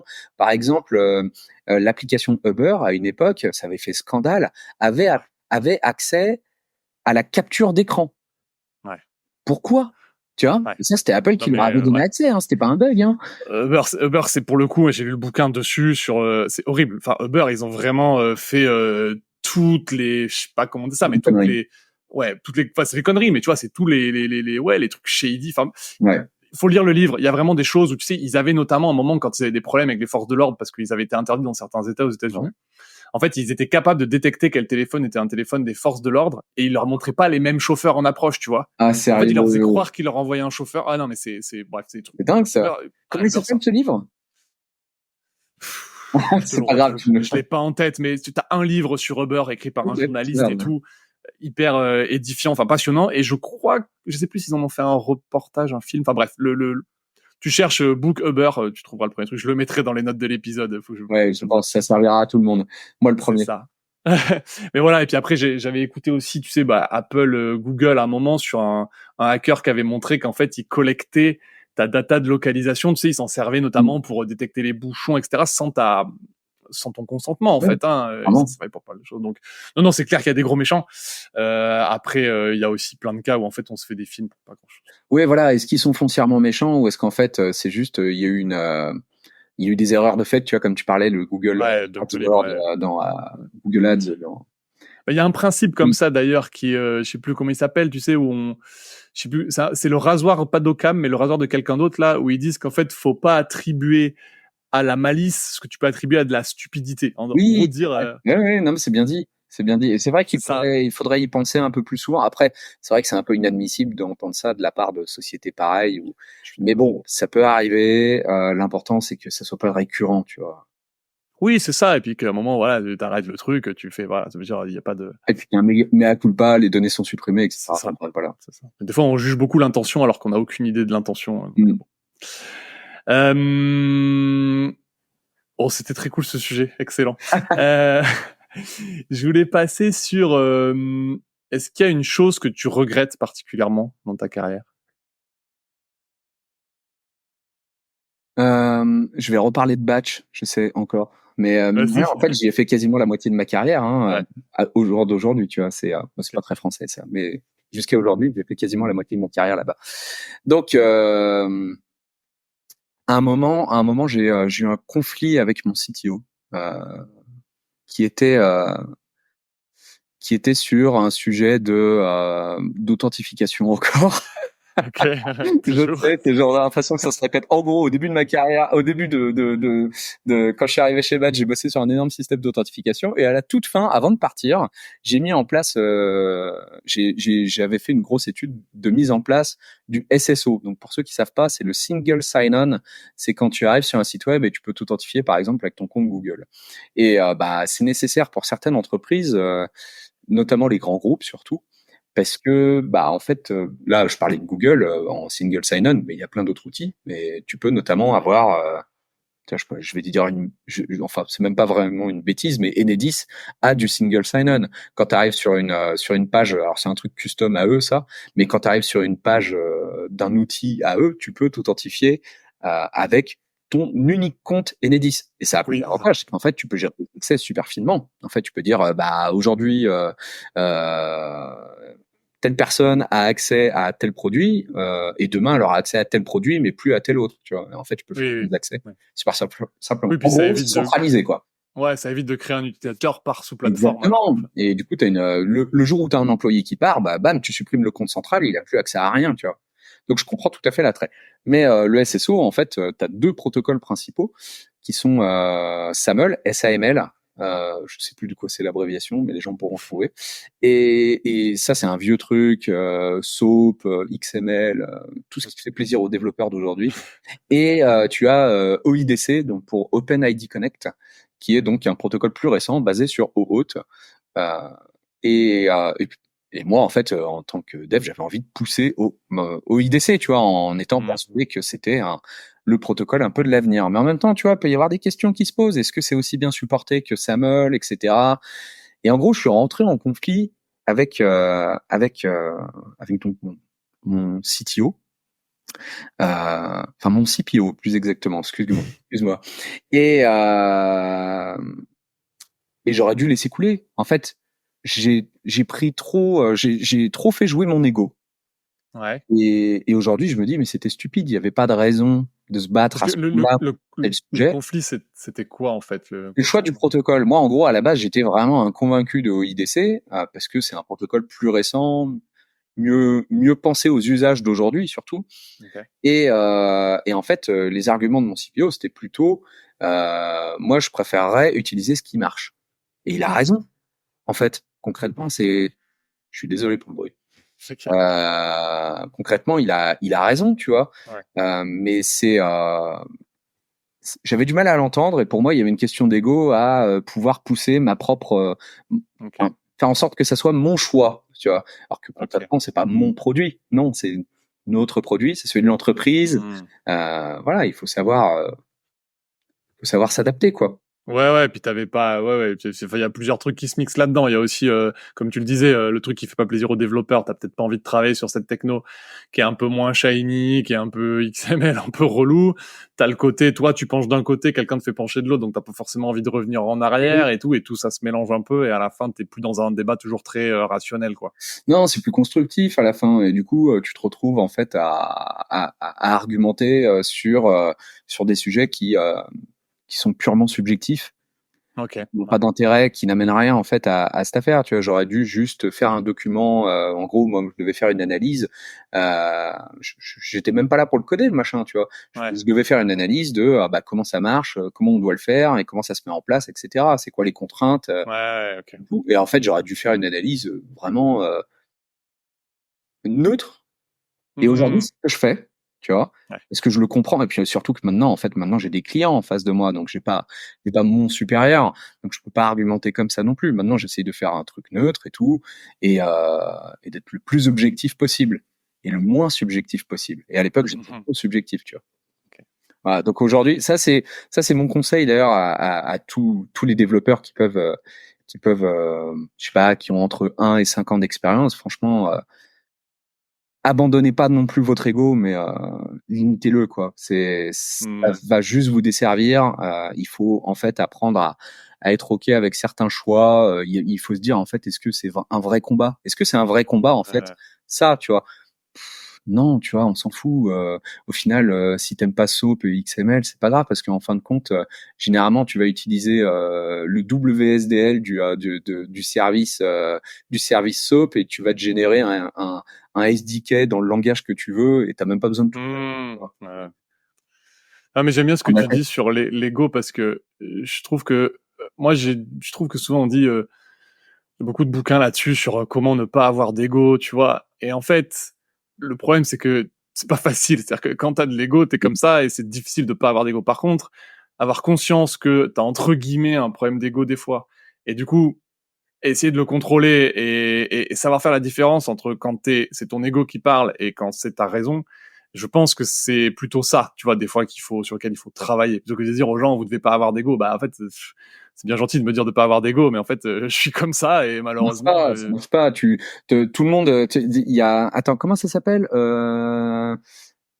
Il y a, il y a une phrase, un truc, c'est le nom d'un livre, je crois, c'est ouais, Let Your Lego ou un truc comme ça, tu vois. ok, Et du coup, évidemment, t'as des briques de Lego sur l'image. Bon, bref. En gros, c'est un dicton qui te dit justement abandonne ton ego. Et ouais, oui, c'est une bonne idée, mais mhm. non, c'est pas facile, tu vois.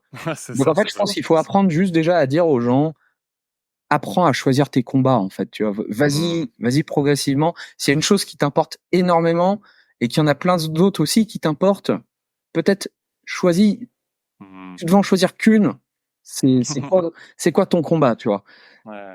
Et tu lâches le reste et tout, et tu fais bon, bah, écoute, je vais m'adapter. En fin de compte, est-ce que ça va affecter ton travail au jour le jour, par la Mhm. suite? Vas-y. Ouais, je suis d'accord. D'accord. Est-ce qu'il y avait un autre truc dans tes regrets que tu voulais partager?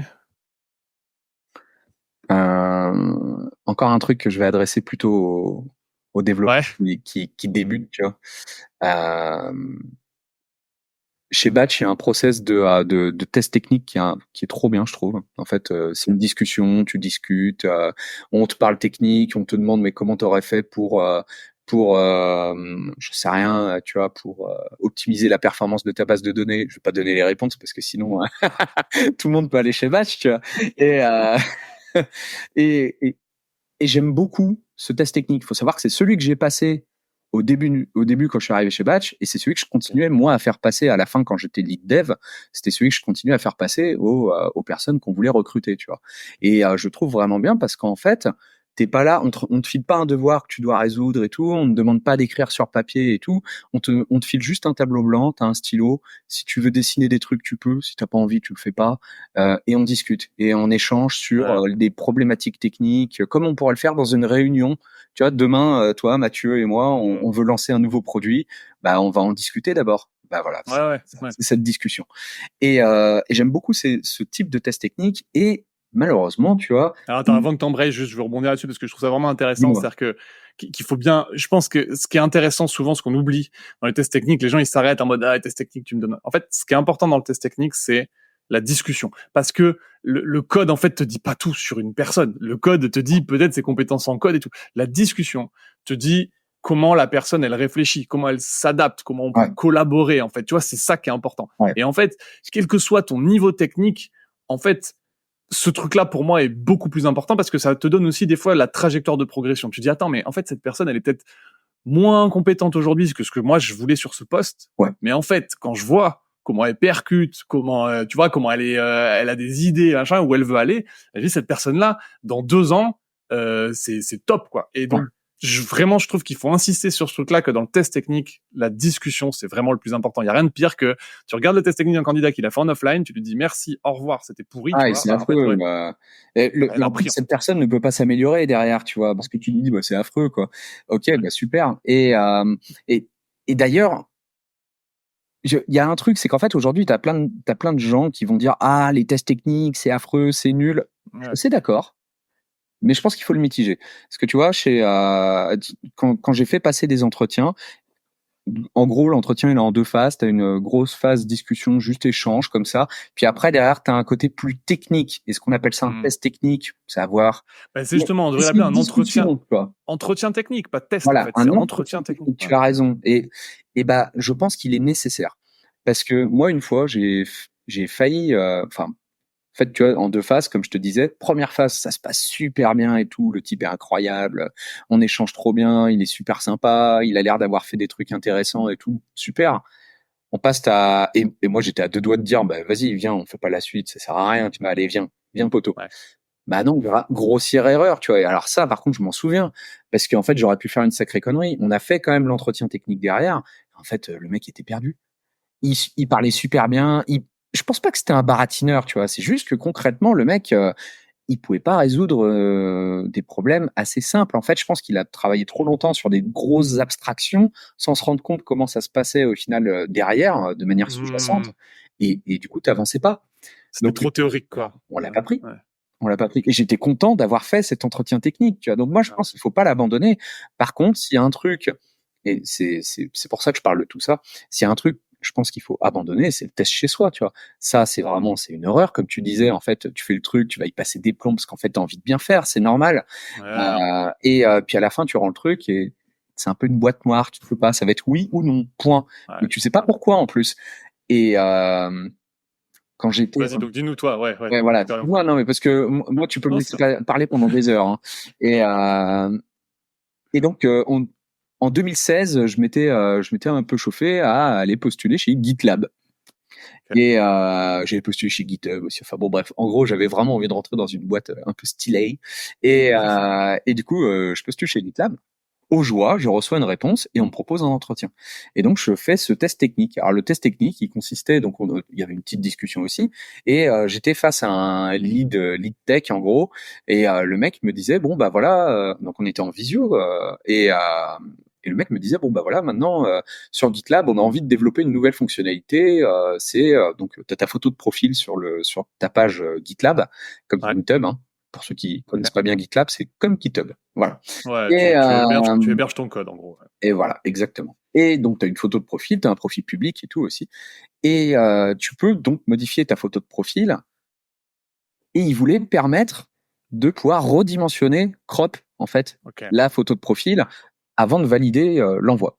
Et ça, ils avaient pas. C'était juste, tu mettais une photo et bam, elle était uploadée. Et c'était fini, quoi. Okay. Et on m'a demandé de coder ça. Alors moi déjà, en plus, j'y étais allé un peu au bluff parce que GitLab, il faut savoir que c'est codé avec Ruby on Rails. J'y connais rien, mais alors rien du tout. Je suis allé complètement au bluff. Mais j'avais appris un tout petit peu le Ruby du coup, genre 1 ou 2 jours avant, histoire de comprendre les mots, tu vois, les mots clés. Et le mec me demande de coder ça. Bon bah on commence. Et l'avantage, c'est que pour le reste, c'était du jQuery. jQuery, ça va, j'en ai mangé à non plus finir, donc ça, je savais faire. Et je commence à coder le truc, puis au final, il se passe quoi 1 heure, et j'ai pas fini. C'est normal, c'est parce que ça prend du temps, ces trucs-là. Et il me dit, bah écoute, si ça te dérange pas, tu continues ça chez toi, tu me fais un rendu et tout. Puis bah moi, jeune naïf, jeune con, j'ai dit oui. Et du coup, je code le truc et tout. J'y ai même passé des soirées, tu vois, où en fait, parce que je voulais vraiment bien faire le truc. Et j'y ai passé énormément de temps. Et je me souviens même, ça m'a marqué. Je me souviens même d'un soir où j'étais avec des potes chez un ami, tu vois. Et en fait, j'ai codé pendant qu'on buvait des coups. Et c'est absurde, faut pas en arriver là, c'est débile. Et bah à la fin, je rends le truc. Qu'est-ce qui se passe? Bah, je suis pas pris. Voilà. Okay. Pire, c'est qu'en fait, vu que c'est une boîte qui est open source. Ouais. À l'époque, alors je veux pas leur faire mauvaise presse, hein, c'est pas une mauvaise boîte ou autre, hein, c'est juste que leur process de recrutement était nul. Mais à l'époque, en fait, ils me disent bah du coup non, mais ton truc est quand même pas mal. Si ça te dérange pas, on va le garder. Et donc le mettre en public. Et moi j'étais vous êtes sérieux les gars? Et du coup je m'énerve, tu vois, mais vraiment je m'énerve. Alors pas de vive voix parce que c'était par mail, mais je leur réponds un truc super sec en lui disant mais gars c'est inadmissible en fait, tu peux pas nous faire bosser pour des trucs comme ça, voilà. Et il me dit ok, enfin tu vois, mais à culpa derrière. Il s'est rendu compte de la connerie. Il s'est dit ah ouais franchement c'est vrai qu'en fait on a abusé. Et c'est ce qui est marrant, c'est que d'ailleurs par la suite un pote me l'a fait remarquer, c'est que sur leur page de recrutement, eh ben ils ont changé le process. Ils ont dit pour info, si vous souhaitez ne pas travailler sur une fonctionnalité du vrai produit, on pourra vous fournir un vrai exercice, fictif, pardon. Mais du coup, attends, c'est quand même fou parce que ils te disent ton code est assez bien pour qu'on le mette en production dans notre base code open source pour tous nos clients. Oui. Par contre, c'est pas bon, on peut pas te prendre, quoi. Ouais. Alors, en vrai, il y a une raison, et dans ce cas-là, en fait, tu fais pas un test technique comme ça, mais en vrai, il y avait une raison, c'est que le poste, c'était plutôt pour avoir un poste un peu lead, tu vois, et donc y avoir des personnes à charge. Et clairement, moi, avec le recul, maintenant, je le sais, j'étais pas prêt, parce que ça, c'était avant batch, hein. Je savais pas bosser en équipe, hein, pour rappel. D'accord, ok. Voilà. Ouais, Donc, ça n'avait aucun sens, et heureusement qu'ils m'ont dit. Oui, mais du coup, ils auraient pas dû te faire le test technique, parce Non. qu'en fait, c'est pas le test technique que tu détermines. Exactement. Avec un lead dev, tu fais pas ça, tu vois, ça n'a pas de sens. Donc, bah, moi, j'ai râlé, et puis, en fin de compte, à la fin, je me suis dit, bon, c'est quoi, le truc est codé, ça va être en open source, il y a mon nom, je leur ai dit oui. Et d'ailleurs, pour la petite anecdote un peu marrante, c'est que des mois plus tard, je reçois une carte de GitLab me disant merci d'avoir contribué au projet. Bah, de rien, mon gars. C'est vous qui m'avez un peu forcé, en fait, dans le process. Excellent. Bah, comment t'as fait changer le process de recrutement? Voilà. Et du coup, ça, tu vois, je regrette. J'aurais jamais dû mettre autant de temps dans un test technique pareil. Donc voilà, encore une fois, pour nos jeunes développeurs, si vous vous retrouvez avec ça, ne vous laissez pas marcher sur les pieds. Si c'est un test technique que vous pouvez faire en 1 heure, pourquoi pas, même si je suis pas fan. Si c'est plus, laissez tomber. Ça vaut pas le coup. Ok. On attendait des histoires, Johan. C'est cool. Je l'imaginer dans 20 ans, quand j'aurai 20 ans. Ouais, c'est clair. C'est clair. Je sais, tu vois, je sais un peu ce que je vais raconter sur LinkedIn, là, quand je vais faire la promo de l'épisode. On a fait le tour de plein de trucs. J'ai encore quelques petites questions pour toi que je voulais voir. La première, dans ce qui me reste, c'est quoi ton livre tech préféré? Alors là, j'ai aucune hésitation. Le livre, il s'appelle Crafting Interpreters. Et c'est un bouquin, en fait, sur comment écrire son propre compilateur. Et parce que faut savoir que j'aime bien bosser sur des trucs comme ça. C'est absurde, hein. Je fais jamais ça dans mon travail concrètement. J'adore faire ça, comprendre le truc. Et ce bouquin est fantastique. Alors pour ceux qui veulent le lire, il est gratos. Il est possible en fait de le lire en ligne. Vous tapez le nom du bouquin, vous allez le trouver direct. Il est possible de le lire en ligne, et aussi on peut l'acheter sous forme d'e-book, etc.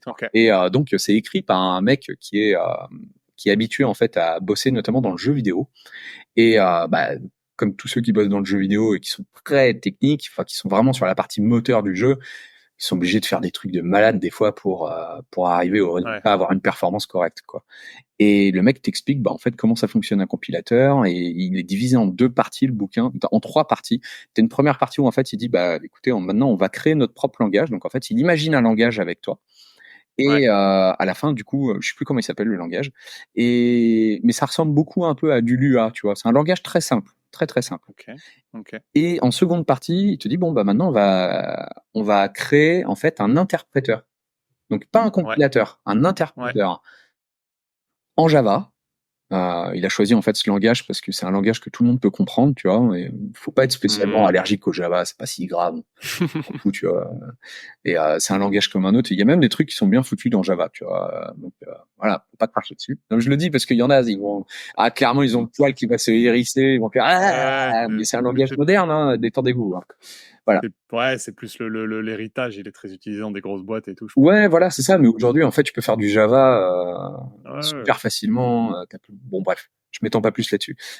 Tu fais ton interpréteur en Java. Donc, super intéressant. Déjà, tu apprends plein de trucs sur c'est quoi un lexeur, c'est quoi un parseur, comment est-ce que tu ensuite exécutes concrètement le code que t'as analysé, etc.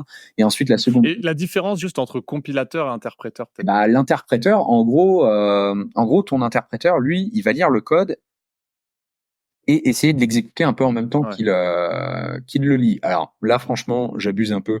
Clairement, si tu vas regarder un peu comment fonctionne V8 ou autre, le moteur JavaScript, c'est des malades, hein. Les mecs, ils font du just-in-time, du coup, pour faire de l'exécution beaucoup plus performante. Mais en gros, à la base, un interpréteur, c'est ça.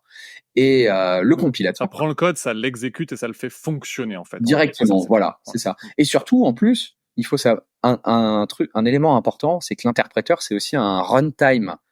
C'est lui qui exécute le code. C'est pas ton ordinateur directement. Ça passe d'abord par ton code qui l'exécute et qui va dire vraiment à l'ordinateur, faut que tu fasses ça, tu vois. Donc ça, c'est une grosse différence. La machine n'exécute pas directement le programme.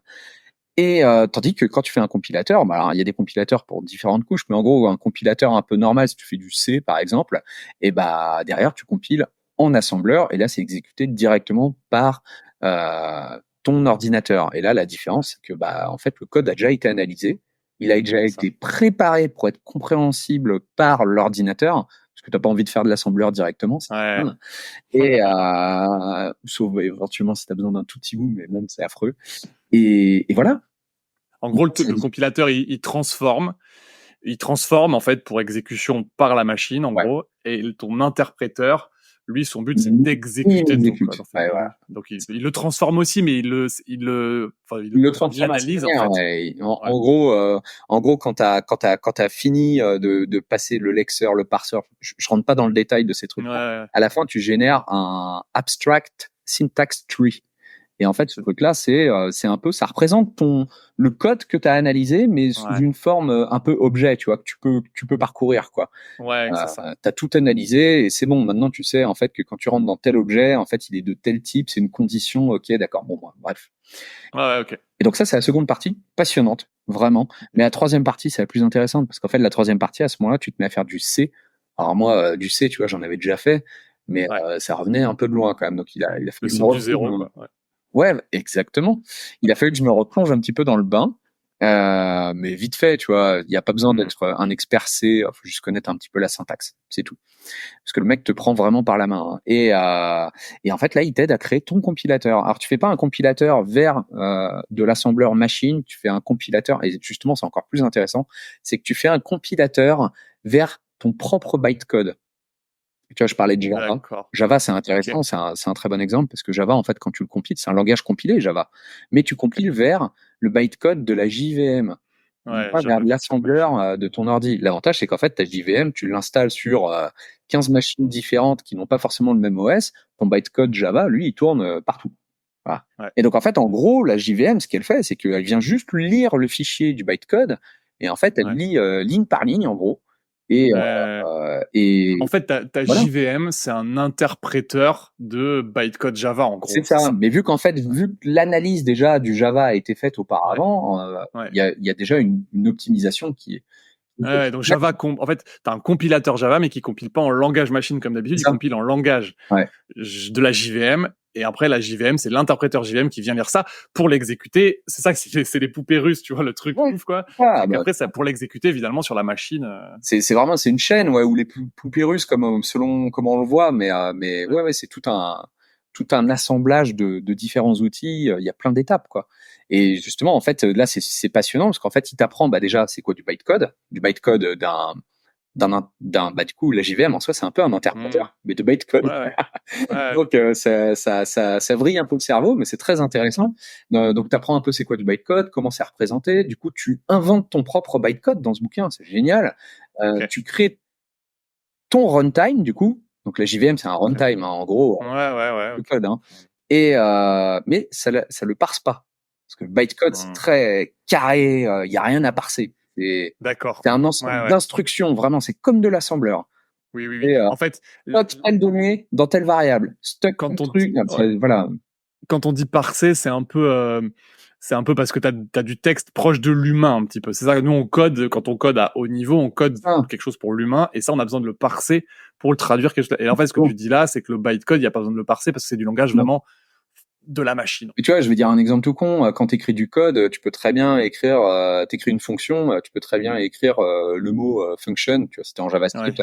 Tu mets 15 espaces et ensuite tu mets le nom de la fonction. Les 15 espaces, c'est pas un problème, tu vois. En bytecode, tu peux pas faire ça. En bytecode, c'est non, il y a pas d'espace, mon gars. C'est ultra carré. C'est très carré. Et donc, ça te permet notamment de faire des optimisations parce que t'as pas besoin d'analyser tout ce code, t'as juste à l'exécuter, point, c'est tout. Et donc, t'apprends à faire ton propre runtime et ensuite à faire ton propre compilateur qui, lui, va compiler vers le bytecode de ton runtime.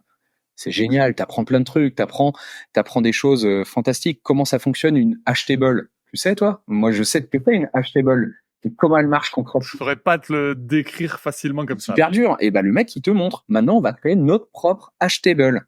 La hashtable, c'est le truc qui référence les adresses des fonctions, c'est ça? C'est ça. En fait, quand tu as un objet, quand tu as une map, peu importe le langage, ça fonctionne généralement à peu près pareil.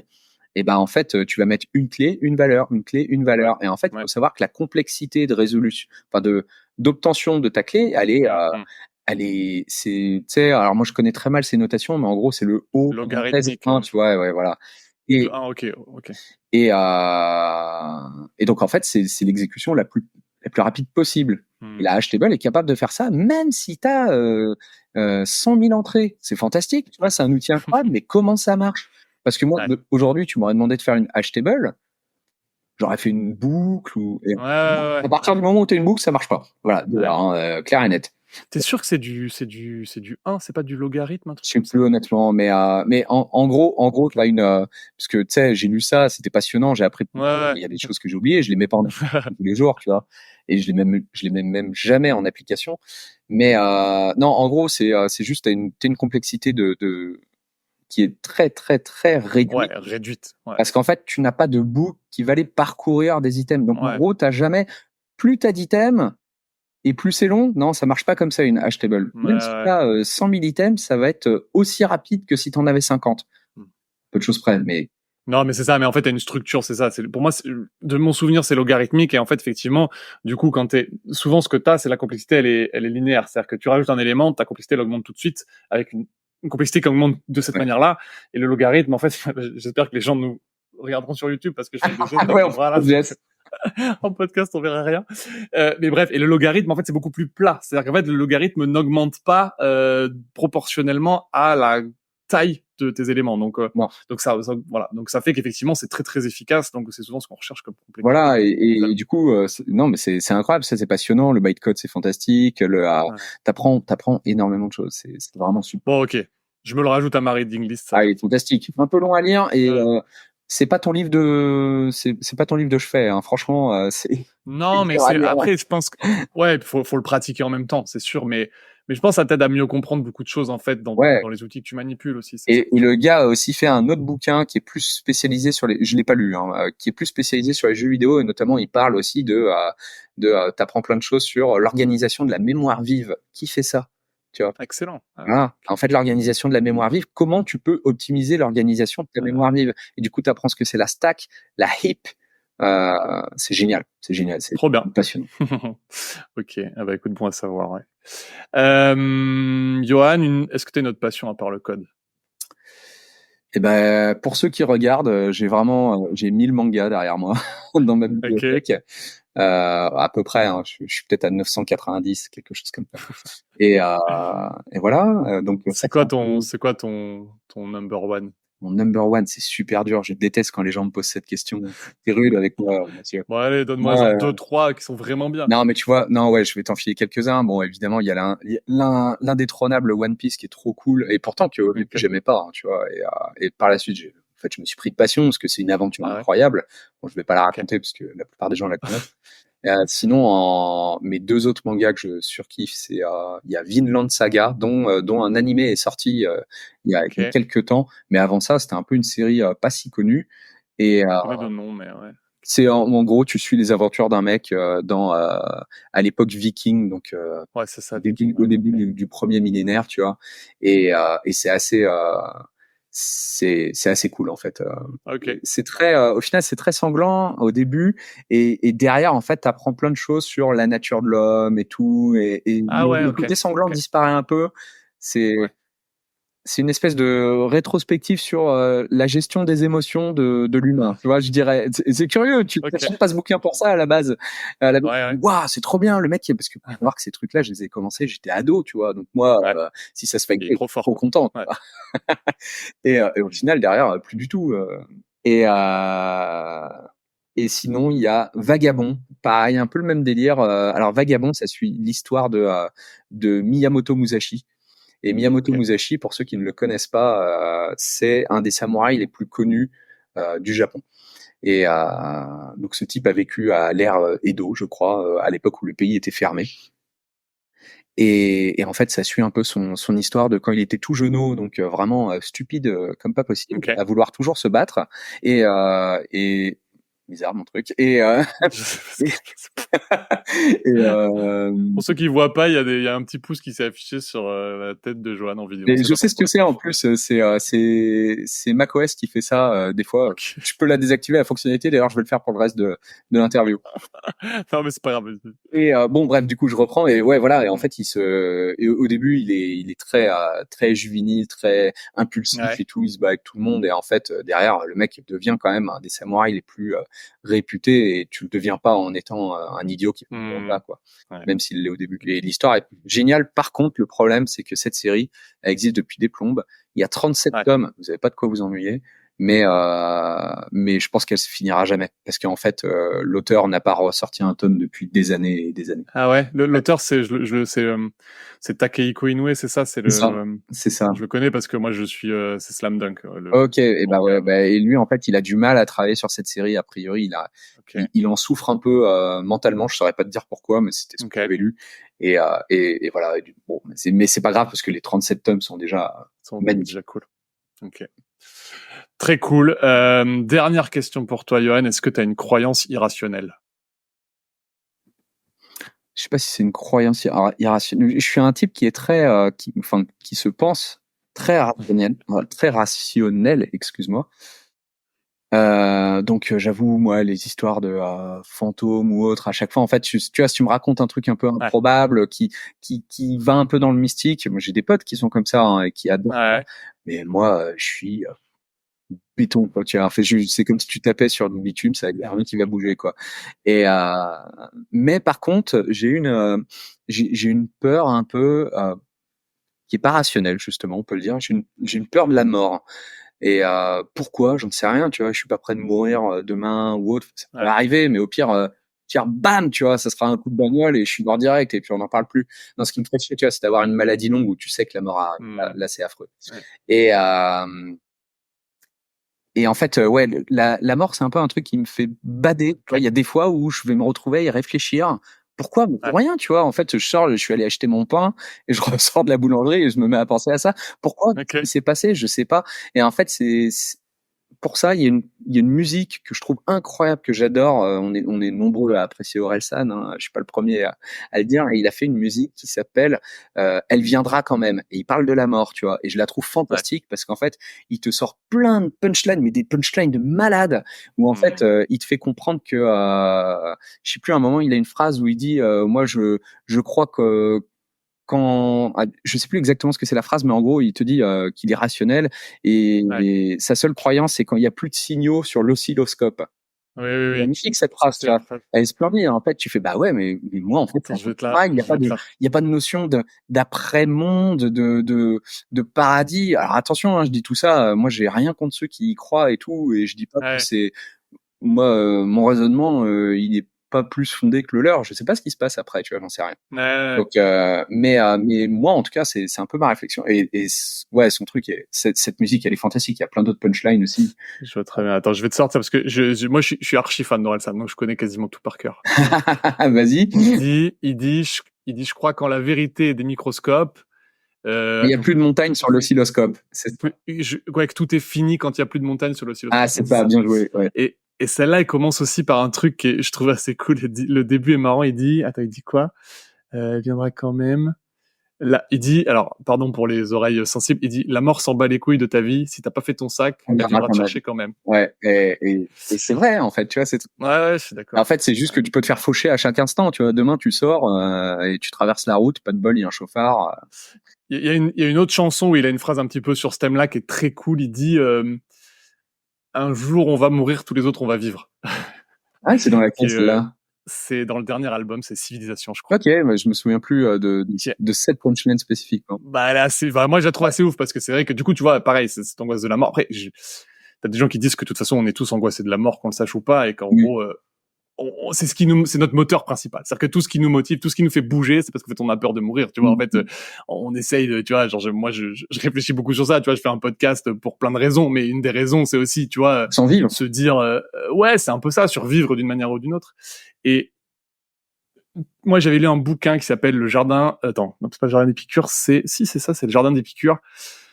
qui a été écrit par un psy sur la philosophie d'Épicure, et dedans il y a un truc qui m'avait marqué sur la notion d'immortalité. C'est-à-dire qu'en fait, tu vois, souvent en fait tu as les religions où tu as ce côté tu vas avoir une vie après la mort et tout, et bon, moi je sais pas, tu vois, je respecte ces croyances là, mais j'ai du mal à me convaincre de ces trucs là. En tout cas j'ai pas suffisamment de croyances là-dedans pour me dire que ça me rassure, tu vois.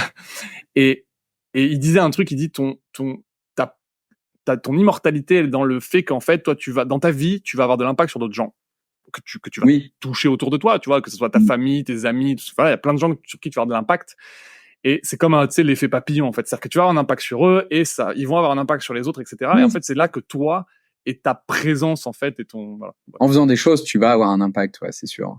Exactement.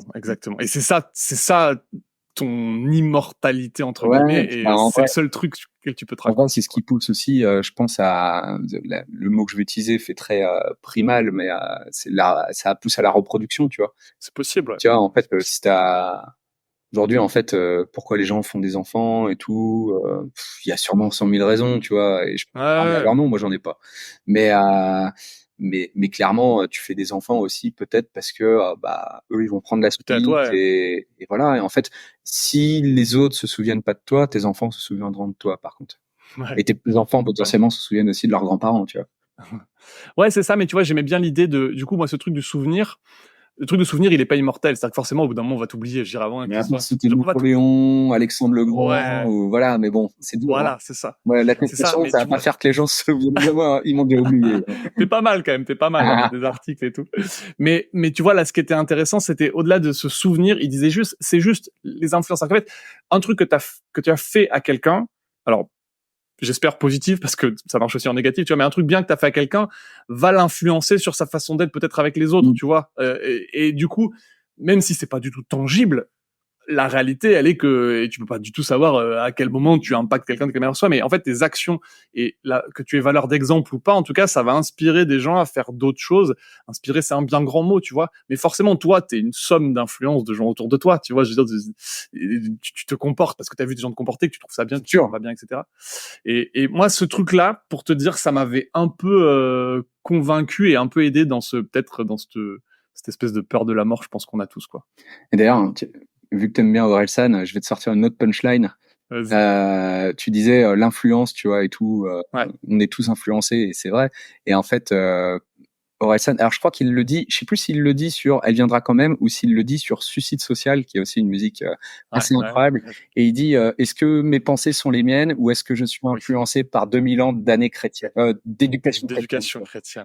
Elle est géniale cette punchline, parce qu'en fait c'est très vrai. On est tous, tu vois, il y a des gens qui se revendiquent, comment dire, libres, autonomes et tout, et grand bien leur face, tu vois, il y a pas de problème avec ça. Mais on est tous influencés, qu'on le veuille ou non, tu vois, d'une manière ou d'une autre, on l'est. Et aujourd'hui, c'est encore plus vrai avec les réseaux sociaux et tout. Mais je suis d'accord, c'est un bon rappel sur pas juger l'autre en disant voilà, en fait, on est tous effectivement, je pense, on est une société en fait, tu vois. Ouais. Il y a une civilisation, c'est parce qu'en fait, il y a eu des échanges, et qu'on n'a pas tous travaillé dans notre coin, tu vois. Ouais, c'est clair. Non, c'est clair, et je pense que c'est toujours ça, ce truc, quand tu prends une décision, moi je trouve ça très marrant, c'est-à-dire quand tu prends une décision, pourquoi tu la prends, tu vois, et en fait, c'est dur de se dire, en fait, c'est vraiment moi qui ai pris cette décision, parce que c'est quoi toi, tu vois, au final, tes parents, tes amis, tes influences, effectivement. Qu'est-ce qui fait que, en ce moment, en plus, c'est un bon sujet, c'est un bon sujet, mais qu'est-ce qui fait que tu votes d'un côté ou de l'autre, tu vois. Et puis ça sortira après, mais là, effectivement, on est après les élections européennes et on est avant les élections législatives, donc effectivement, c'est un sujet. Donc, je peux pas dire aux gens allez voter, mais ils le feront pas. Ça. Mais j'espère que vous avez voté, attention. J'espère que voilà, on contrôle.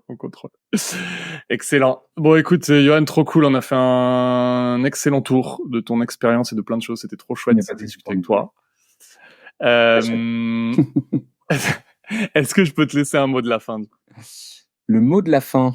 Ouh là là, le mot de la fin. Tu mets beaucoup de poids sur mes épaules là. Ouais. Qu'est-ce que tu attends en mot de la fin? Dis-moi. Tu veux? Ah bah non, c'est pas moi qui veux. Est-ce que ce que tu veux. Si tu veux faire de la pub, tu peux faire de la pub pour ce que tu fais. Tu peux donner un conseil aux gens. J'en sais rien. C'est le mot de la fin. Si tu veux dire fin et on coupe, T'as le droit, c'est ton mot de la fin. Voilà, moi, je ne contrôle pas ce que tu racontes. Non, je pense que je vais revenir un peu vite fait parce que j'ai pas arrêté de dire à les développeurs plus jeunes et tout, donc j'ai insisté lourdement là-dessus parce que je suis vraiment à nous et que j'aime bien jouer au vieux con, tu vois.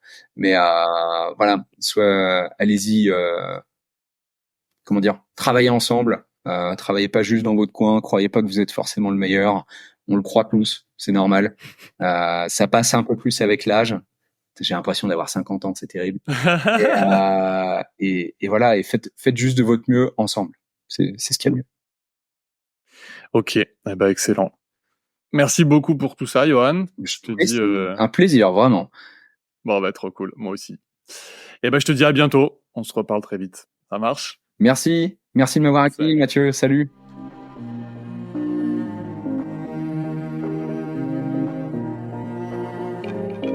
Ça y est, c'est terminé.